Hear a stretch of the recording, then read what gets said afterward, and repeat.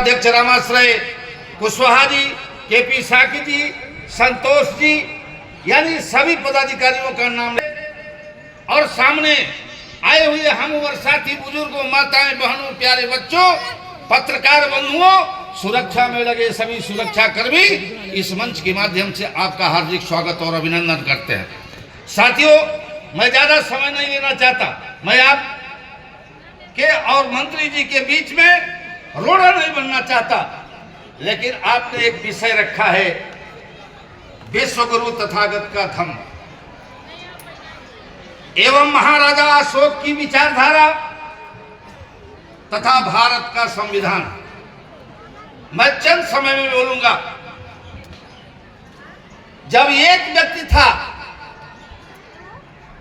जो विश्व गुरु बना और भारत को विश्व गुरु बनाया, किसके माध्यम से? त्रिशरण, पंचशील और अष्टांगिक मार्ग से 56 देशों में बौद्ध के रास्ते पर चलने लगे और आज वह आगे बढ़ रहे हैं। और आज भारत में वर्तमान समय में सैकड़ों जगत गुरु शंकराचार्य हैं। तमाम धनी देशों के सामने भारत का राजनेता, उच्च कुर्सी पर बैठा हुआ प्रधानमंत्री भीख मांगने चला जाता है, उसको शर्म नहीं आती।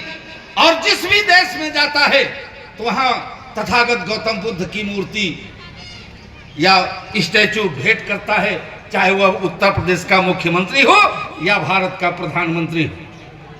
तो इसलिए मैं आप लोगों से निवेदन करना चाहता हूं कि तथागत बुद्ध के रास्ते पर चलने का काम करें, और जिस दिन उनके रास्ते पर चलेंगे आपका भला होगा। 26 सालों से यही पढ़ाया जा रहा है यहाँ, लेकिन अभी तक लोग बुद्ध को मानने लगे हैं, लेकिन बुद्ध की विचारधारा या बुद्ध का रास्ता नहीं अपनाया है। जिस दिन बुद्ध का रास्ता अपना लेंगे, सही माने में आप भारत को विश्व गुरु बना सकते हैं और भारत विश्व गुरु बन जाएगा। सम्राट अशोक ने बुद्ध का रास्ता अपनाया, पूरे देश में करुणा, मैत्री, बंधुत्व, भाईचारा, समता, समानता, सर्वधर्म संभाव, वसुधैव कुटुंबकम, जियो और जीने दे का नारा दे करके पूरे भारत को पर शासन किया। अगर सम्राट अशोक की भी विचारधारा को जिस दिन आप अपना लेंगे, यह देश विश्व गुरु होगा और आप देश के राजा होंगे, आप देश के सम्राट होंगे। तीसरी बात है भारत का संविधान। भारत के संविधान में मौलिक अधिकार को छोड़ करके बाकी क्या लिखा है? हमारे वक्ता लोग सब पढ़ाते हैं कि भारत का संविधान बचाओ।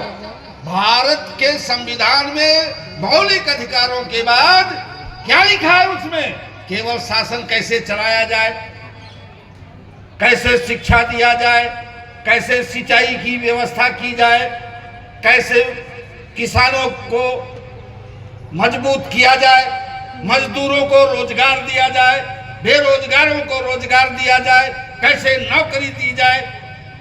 तो मेरे साथियों, इस संविधान को, संविधान की उद्देशिका को कौन लागू करेगा? जब आप सब एकजुट होंगे। इस देश में जातिवादी, वंशवादी, परिवारवादी लोग अलग अलग संगठन बना करके कहते हैं कि संविधान खतरे में है।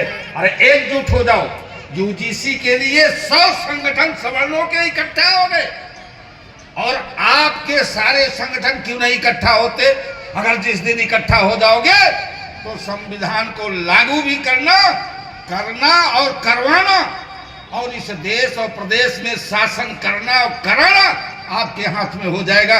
इन्हीं चंद शब्दों के साथ मैं अपनी विचारधारा को यही समाप्त करता हूं, क्योंकि सारा समय माननीय मंत्री जी को देना चाहता हूं। और एक बात और कहता हूं, बाबू जगदेव प्रसाद जी ने एक विचारधारा दिया था, जातिवाद वंशवाद से हट करके उन्होंने संगठन बनाया था शोषित समाज दल। और आज तक बिहार में सवर्णों का शासन नहीं हुआ, बैकवर्ड ही मुख्यमंत्री बन रहा है। इसलिए जय हिंद, जय भारत, नमो बुद्धाय। बहुत बहुत धन्यवाद माननीय अंकल जी, जो कि एक एक घंटे बोलते हैं। आज हम लोग का सम्मान किया, कम टाइम में अपना स्पीच देखें। और विमल मौर्य ग्राम Shyamlal Kushwaha school and college Pacheda manager, उन्होंने माननीय जी को सम्मान करेंगे।